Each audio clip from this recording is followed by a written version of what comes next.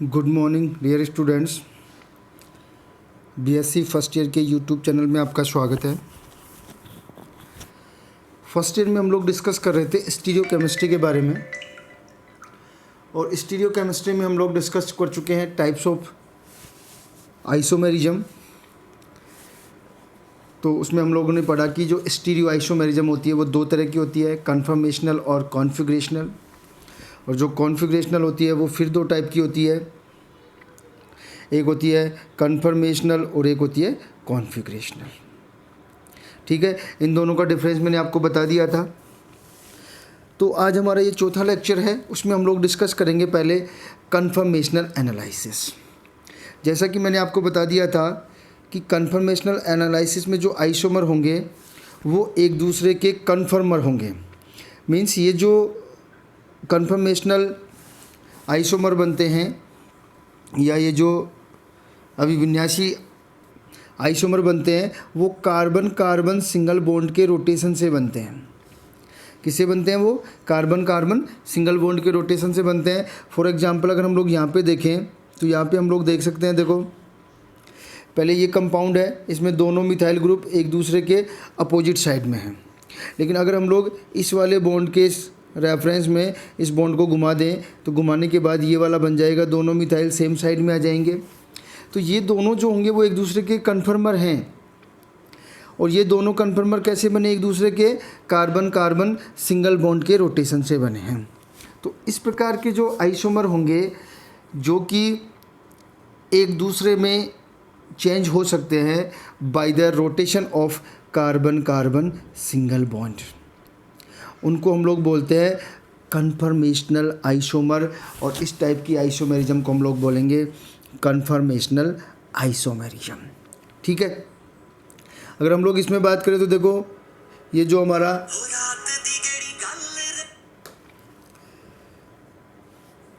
जो न्यूमैन जो प्रेजेंटेशन है उसमें ये जो कंपाउंड है वो ब्यूटेन को रिप्रेजेंट कर रहा है। CH3 CH2 CH2 और CH3 चार कार्बन है। देखो इसमें दोनों मिथाइल, यहाँ पे जो कार्बन है मैंने बताया था वो सामने वाले कार्बन को, और ये जो राउंड है वो पीछे वाले कार्बन को रिप्रेजेंट करता है। तो सामने वाले कार्बन का मिथाइल और पीछे वाले कार्बन का मिथाइल, इसमें देखो दोनों एक दूसरे की अपोजिट डायरेक्शन में हैं। और इस कंडीशन में जो डाइहेड्रल एंगल है वो कितने डिग्री का है? 180 डिग्री का। लेकिन अगर हम लोग यहाँ पे बात करें तो देखो ये आगे वाला कार्बन और ये पीछे वाला कार्बन और दोनों के मिथाइल जो हैं वो एक दूसरे से 60 डिग्री के एंगल पे हैं। तो ये जो दोनों कन्फर्मर हैं वो एक दूसरे में चेंज किए जा सकते हैं by the rotation of carbon carbon single bond. ये थोड़ा सा ध्यान रख लेना। ये जो प्रोजेक्शन फार्मूला है हमारा उसको हम लोग बोलेंगे न्यूमैन प्रोजेक्शन फार्मूला। तो जो आपका सिलेबस है उसमें देखो एक तो आपको एथेन का कन्फर्मेशनल आइसोमर दे रखे हैं, एक आपका एन ब्यूटेन का और एक आपका साइक्लोहेक्सेन के।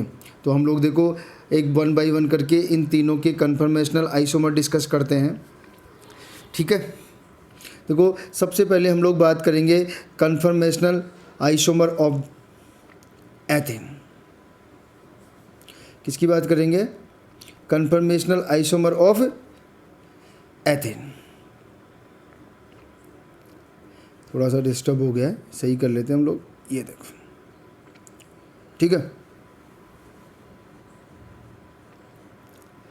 सबसे पहले हम लोग बात करेंगे कन्फर्मेशनल आइसोमर ऑफ एथेन। देखो आपको भी पता है कि जो एथेन है हमारा उसमें दो कार्बन होंगे, एक कार्बन ये एक कार्बन ये, इस कार्बन पे भी 3 हाइड्रोजन है, इस कार्बन पे भी 3 हाइड्रोजन है।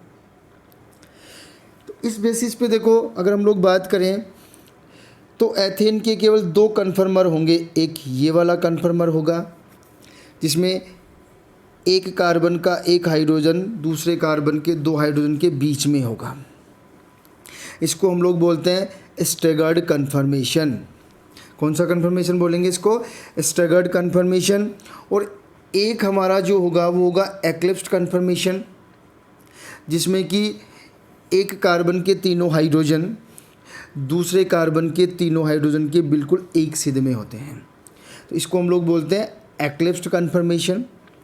तो एथेन के ओनली दो ही कन्फर्मेशन होंगे, एक स्टैगर्ड कन्फर्मेशन होगा और एक एक्लिप्स्ड कन्फर्मेशन होगा। देखो स्टैगर्ड और एक्लिप्स की हम लोग बात करें तो ये एक दूसरे में इंटर कन्वर्जन है, एक दूसरे में इंटर कन्वर्ट हो जाएंगे by the carbon carbon single bond के रोटेशन से। अगर हम लोग कार्बन कार्बन सिंगल बॉन्ड को 60 डिग्री से रोटेट कर दें, कितने डिग्री से, 60 डिग्री के एंगल से रोटेट कर दें, तो जो स्टैगर्ड कन्फर्मेशन है वो एक्लिप्स्ड कन्फर्मेशन में कन्वर्ट हो जाएगा। और फिर अगर वापस एक्लिप्स्ड कन्फर्मेशन को अगर हम लोग वापस 60 डिग्री के एंगल से रोटेट करें कार्बन कार्बन सिंगल बॉन्ड को, तो वापस आपके पास क्या मिलेगा, स्टैगर्ड कन्फर्मेशन मिलेगा।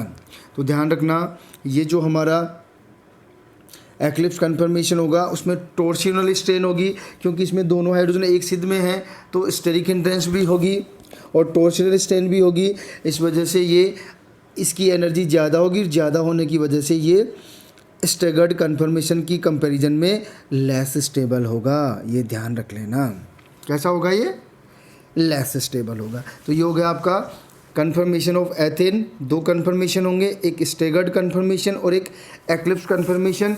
इनमें से स्टैगर्ड कन्फर्मेशन ज़्यादा स्टेबल होगा और ये एक दूसरे में इंटर कन्वर्ट किया जा सकता है by the rotation of carbon carbon single bond. Carbon carbon single bond को अगर 60 डिग्री से रोटेट किया जाएगा तो स्टैगर्ड एक्लिप्स्ड में कन्वर्ट हो जाएगा और एक्लिप्स्ड स्टैगर्ड में कन्वर्ट हो जाएगा। ठीक है, अब हम लोग बात करते हैं कन्फर्मेशन ऑफ एन ब्यूटेन। यहाँ पे देखो थोड़ा सा समझना है हमें। अगर हम लोग एन ब्यूटेन की बात करें तो इसके 4 कन्फर्मेशन होंगे। कितने कन्फर्मेशन होंगे, 4 कन्फर्मेशन होंगे। देखो इसका जो सबसे ज़्यादा स्टेबल कन्फर्मेशन है वो एंटी कन्फर्मेशन है, या हम लोग ये कह सकते हैं ये स्टैगर्ड कन्फर्मेशन है। और कैसा स्टैगर्ड है ये, हम लोग बोल सकते हैं इसको फुल्ली स्टैगर्ड कन्फर्मेशन। कैसा होगा ये, फुल्ली स्टैगर्ड कन्फर्मेशन।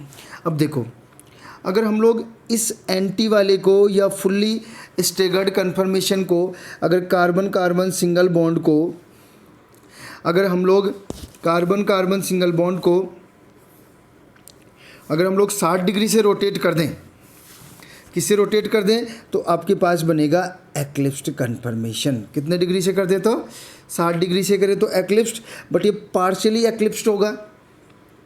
और फिर इसको अगर हम लोग फिर 60 डिग्री से एंगल कर दें, रोटेट कर दें, तो आपका बन जाएगा स्टैगर्ड होगा, लेकिन एंटी स्टैगर्ड नहीं होगा। इसको हम लोग बोलते हैं, जो दोनों मिथाइल ग्रुप हैं वो एक दूसरे से 60 डिग्री के डाइहेड्रल एंगल पर होते हैं, इसको हम लोग बोलते हैं गोचे कन्फर्मेशन। कौन सा कन्फर्मेशन है, गोचे कन्फर्मेशन। और अगर इस गोचे कन्फर्मेशन को हम लोग 60 डिग्री के एंगल से घुमा दें तो आपके पास बनता है टोटली एक्लिप्स्ड कन्फर्मेशन। और ये जो टोटली एक्लिप्स्ड कन्फर्मेशन है इसकी एनर्जी सबसे ज़्यादा होती है। इसके मीन्स इसमें देखो दोनों मिथाइल, बिल्कुल दोनों मिथाइल के बीच में जो डाइहेड्रल एंगल है वो 0 डिग्री है, इसलिए इसमें टॉर्सियोनल स्ट्रेन सबसे ज़्यादा होगी। और टॉर्सियोनल स्ट्रेन होने की वजह से इसकी स्टेबिलिटी क्या होगी, सबसे कम होगी।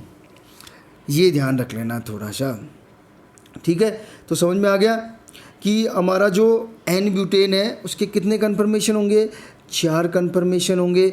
एक होगा एंटी स्टैगर्ड, और इस एंटी स्टैगर्ड को जब हम लोग 60 डिग्री से रोटेट करेंगे तो ये कन्वर्ट हो जाएगा एक्लिप्स्ड, बट पार्शियली एक्लिप्स्ड होगा वो।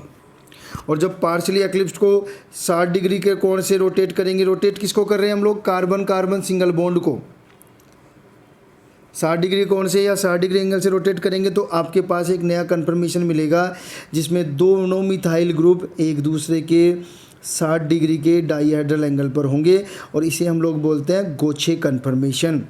कौन सा कन्फर्मेशन बोलते हैं इसको हम लोग, गोचे कन्फर्मेशन। और जब गोचे कन्फर्मेशन को हम लोग 60 डिग्री के कार्बन कार्बन सिंगल बॉन्ड को रोटेट करें 60 डिग्री के एंगल से, तो जो आपके पास बनेगा वो क्या बनेगा, आपका फुल्ली या टोटली एक्लिप्स्ड कन्फर्मेशन बनेगा, जिसमें दोनों मिथाइल ग्रुप बिल्कुल एक दूसरे के सिद्ध में होते हैं, जिनके बीच में डाइहेड्रल एंगल कितने डिग्री का होता है, 0 डिग्री का। तो ये जो 4 कन्फर्मेशन है उनमें से सबसे ज़्यादा स्टेबल होगा देखो एंटी स्टेगर्ड। कौन सा होगा? एंटी स्टेगर्ड, क्योंकि इसमें दोनों जो मिथाइल ग्रुप है वो उनमें जो डायहेड्रल एंगल होता है वो 180 डिग्री का होता है, तो ये सबसे ज़्यादा स्टेबल होगा। उसके बाद गोचे फॉर्म होगी, वो भी स्टेगर्ड है लेकिन वो कम्प्लीटली स्टेगर्ड नहीं है, इसलिए दूसरे नंबर पे जो स्टेबिलिटी आएगी वो गोचे कन्फर्मेशन की। उसके बाद एक्लिप्स्ड कन्फर्मेशन की भी, एक्लिप्स में पार्शियली एक्लिप्स्ड कन्फर्मेशन की स्टेबिलिटी तीसरे नंबर पे होगी। और जो सबसे कम स्टेबल होगा वो होगा टोटली एक्लिप्स्ड, जिसमें दोनों मिथाइल एक दूसरे की सिध में होते हैं। ठीक है, तो ये आपके 4 कन्फर्मेशन हो गए एन ब्यूटेन के। और फाइनली हम लोग बात करते हैं अब confirmation of cyclohexane. Confirmation of cyclohexane, cyclohexane के कन्फर्मेशंस की बात करते हैं। देखो ठीक है, देखो सबसे पहले तो आपको ये पता होना चाहिए कि जो साइक्लोहेक्सेन है, ये वाली जो स्ट्रक्चर है हमारी साइक्लोहेक्सेन, इसके 4 कन्फर्मेशन होते हैं। कितने कन्फर्मेशन होते हैं? 4 कन्फर्मेशन होते हैं, जिनमें से जो सबसे ज़्यादा स्टेबल कन्फर्मेशन होता है वो होता है चेयर कन्फर्मेशन। कौन सा कन्फर्मेशन है? Chair conformation. और जब हम लोग चेयर कन्फर्मेशन को हम लोग बोट कन्फर्मेशन में कन्वर्ट करेंगे, किस में कन्वर्ट करेंगे? बोट कन्फर्मेशन में कन्वर्ट करेंगे, तो ये ट्विस्ट बोट से होकर के जाएगी। जब हम लोग चेयर फॉर्म को बोट फॉर्म में कन्वर्ट करेंगे तो इसका एक बीच की स्ट्रक्चर बनेगी जिसे हम लोग बोलेंगे ट्विस्ट बोट, और ये ट्विस्ट बोट भी एक इसका कन्फर्मेशन होता है। ठीक है, तो 3 कन्फर्मेशन हो गए, चेयर कन्फर्मेशन, बोट कन्फर्मेशन और एक चेयर और बोट के बीच का ट्विस्ट बोट कन्फर्मेशन। और एक कन्फर्मेशन और बना सकते हैं हम लोग, या एक कन्फर्मेशन और होता है जिसे हम लोग बोलते हैं हाफ चेयर, ये वाला कन्फर्मेशन होता है। तो इस तरह से कितने कन्फर्मेशन हो गए साइक्लोहेक्सेन के? साइक्लोहेक्सेन के 4 कन्फर्मेशन होते हैं। कौन कौन से कन्फर्मेशन होंगे? देखो, एक तो जो होता है वो चेयर कन्फर्मेशन जो सबसे ज़्यादा स्टेबल होता है, एक जो हमारा होता है बोट कन्फर्मेशन, और एक जो हमारा होता है वो ट्विस्ट बोट कन्फर्मेशन होगा। कौन सा होगा? ट्विस्ट बोट कन्फर्मेशन होगा, ये वाला इसको बोलते हैं ट्विस्ट बोट कन्फर्मेशन। और एक जो हमारा होता है वो होता है हाफ चेयर कन्फर्मेशन। तो ये 4 कन्फर्मेशन होंगे। अब देखो, इनमें से जो सबसे ज़्यादा स्टेबल होगा वो चेयर कन्फर्मेशन होगा, और जो सबसे कम स्टेबल होगा वो हाफ चेयर होगा। इनकी स्टेबिलिटी को देखो, इनकी एनर्जी के आधार पे हम लोग समझा सकते हैं। देखो ये इनकी एनर्जी का है। देखो, ये माना जाता है कि जो हमारी चेयर कन्फर्मेशन है ये वाला, उसकी जो एनर्जी है वो 0 किलो कैलोरी होती है, और जो सबसे ज़्यादा एनर्जी होती है वो हाफ चेयर की होती है। कितनी? 11 किलो कैलोरी पर मोल। कितनी होती है? 11 किलो कैलोरी पर मोल। इसका मतलब जो चेयर फॉर्म है वो सबसे ज़्यादा स्टेबल होगी, जो हाफ चेयर होगी वो सबसे कम स्टेबल होगी। जो ट्विस्ट बोट होती है उसकी एनर्जी होती है 5.5 kcal। इसका मतलब ये जो है चेयर कन्फर्मेशन के बाद दूसरे नंबर पे इसकी स्टेबिलिटी होती है। और एक जो आपका होता है बोट कन्फर्मेशन, उसकी होगी देखो कितनी, इतनी होगी 5.5 और 1.6 कितने हो गए? लगभग 1.6 लगभग 7.1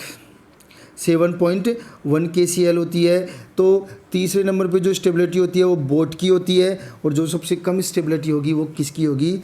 चेयर कन्फर्मेशन की होगी। तो ये समझ में आ गया आपको साइक्लोहेक्सेन के कितने कन्फर्मेशन होते हैं? 4 कन्फर्मेशन होते हैं। जो पहला कन्फर्मेशन चेयर कन्फर्मेशन वो सबसे ज़्यादा स्टेबल होता है, फिर उसके बाद ट्विस्ट बोट स्टेबल होता है, उसके बाद बोट स्टेबल होता है, और सबसे कम स्टेबिलिटी जो होती है वो हाफ चेयर कन्फर्मेशन की होती है। तो ये ध्यान रख लेना, जो हमारे 4 कन्फर्मेशन है उनमें से सबसे ज़्यादा स्टेबिलिटी किसकी होगी? चेयर कन्फर्मेशन की। उसके बाद जो स्टेबिलिटी आएगी वो किसकी आएगी? ट्विस्ट बोट की। ट्विस्ट बोट के जो बाद में आएगी वो किसकी आएगी? बोट कन्फर्मेशन की। और जो सबसे कम स्टेबल होता है वो होता है हमारा हाफ चेयर कन्फर्मेशन। और ये एनर्जी और ध्यान रखना, कई बार एग्जाम में पूछ लेता है कि जो चेयर फॉर्म है और हाफ चेयर है उसके बीच का एनर्जी गैप कितना होगा, तो आपको बताना है 11 किलो कैलोरी। कई बार आपसे पूछ लेगा होगा चेयर और ट्विस्ट बोर्ड के बीच का 5.5 किलो कैलोरी। ये पूछ सकता है यहाँ से, ये पूछ सकता है कि ट्विस्ट बोट और हाफ चेयर के बीच में, तो 11.11 में से 5.5 घटा देंगे तो आपका बच जाएगा, ये डिफरेंस भी कितना आ जाएगा 5.5। कई बार ये डिफरेंस पूछ सकता है, कई बार ये डिफरेंस। तो आप इस एनर्जी डिफरेंस से किसी की भी स्टेबिलिटी को डिसाइड कर सकते हो, ठीक है। तो ये आपका हो गया है कन्फर्मेशंस ऑफ साइक्लोहेक्सेन। तो आज की क्लास में हम लोगों ने डिस्कस कर लिया है कन्फर्मेशनल आइसोमेरिज्म, और 3 कंपाउंड्स में हमने कन्फर्मेशनल आइसोमेरिज्म डिस्कस किया है। एक एथेन में CH3, दूसरा हमने डिस्कस किया है ब्यूटेन में CH3, CH2 और CH3। इसके टोटल 2 आइसोमर होंगे, इसके टोटल 4 कन्फर्मेशनल आइसोमर्स होंगे जो मैंने बता दिए थे, एंटी स्टैगर्ड, गोचे, पार्शियली एक्लिप्स्ड और फुल्ली एक्लिप्स्ड। और लास्ट हमारा है साइक्लोहेक्सेन, और साइक्लोहेक्सेन के भी 4 कन्फर्मेशन होंगे, chair conformation, twist boat and half chair conformation. और मैंने आपको इसकी स्टेबिलिटी के बारे में बता दिया है।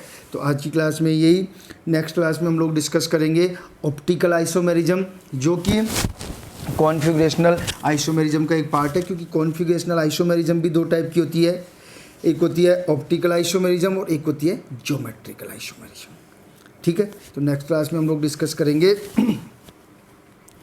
Optical isomerism.